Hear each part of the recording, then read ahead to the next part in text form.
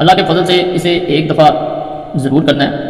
اگر چاہتے ہیں کہ کوئی انسان آپ کی محبت میں تڑپے، آپ کی محبت میں لوٹے، تو اس عمل کو ایک دفعہ ضرور کرنا ہے۔ اپنی انگلیوں پہ کیا جانے والا عمل ہے، جیسے انسان انگلیوں پہ ذکر کرتا ہے، تسبیح پڑھتا ہے، اسی طرح اسے کیا جاتا ہے۔ بعض لوگ اسے تسبیح پہ بھی کرتے ہیں، لیکن بہتر طریقہ اسے انگلیوں پہ کرنا ہے۔ جیسے ہی آپ اس عمل کو رمضان المبارک کے بابرکت مہینے میں کرتے ہیں، اللہ کے فضل سے جس انسان کے لیے نیت کر کے یہ کیا جاتا ہے وہ انسان تڑپ جاتا ہے۔ ناپاکی میں یہ عمل بہنیں نہیں کر سکتی، باوضو ہو کے کرنا بہتر ہوتا ہے، اور اسے روزے کی حالت میں اور بغیر روزے کے کسی وقت بھی کیا جا سکتا ہے۔ رمضان المبارک میں اسے جب کیا جاتا ہے، اللہ کا خاص فضل، اللہ کا خاص کرم ہوتا ہے، اور اللہ کے سامنے جو لوگ اپنی حاجات کو رکھتے ہیں اور ہاتھ اٹھاتے ہیں کہ اللہ ان کی حاجات کو پورا کرے، اللہ ان کی مصیبتیں دور کر دے، اور ان کے چاہنے والے ان کی طرف لوٹ کے آئیں، تو اللہ انہیں خالی نہیں لوٹاتا۔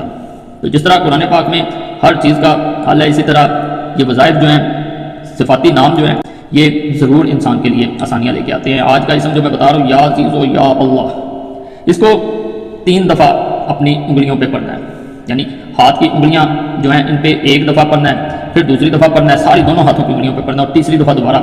اگر آپ تسبیح پہ پڑھتے ہیں تو اسے 84 دفعہ پڑھا جائے گا، یعنی 3 دفعہ 28 28 28 84 دفعہ یہ بنیں گے، تو ان کو آپ نے پھر 84 دفعہ 84 ٹائمز پڑھنا ہے۔ لیکن اس کا اصل طریقہ جو ہے وہ انگلیوں پہ پڑھنا ہے، جس کے بعد جیسے ہی عمل مکمل ہوتا ہے، جس کے لیے آپ عمل کر رہے ہوتے ہیں، تو آپ کی طرف لوٹ کے آتا ہے۔ 84 دفعہ جب پڑھا جاتا ہے، ہاتھوں پہ جب پڑھا جا رہا ہو تو اپنے ہاتھوں کو جب 1 دفعہ مکمل کریں دیکھا جاتا ہے، اور 1 دفعہ نام پکارا جاتا ہے۔ اور جب آپ تسبیح پہ پڑھ رہے ہوں تو جب 28 پہ پہنچیں، 1 دفعہ تو تسبیح کے درمیان میں دیکھ کے، تو جیسے ایک چھلا بن جاتا ہے، تسبیح گول چاہے زمین پہ رکھ دیں، سامنے رکھ لیں، ہاتھوں میں پکڑ کے اس کے درمیان دیکھا جاتا ہے، اور اس انسان کا نام پکارا جاتا ہے۔ پھر 28 دفعہ پڑھا جاتا ہے، اسی طرح تیسری بار 28 دفعہ پڑھا جاتا ہے، 3 دفعہ نام پکارا جائے گا۔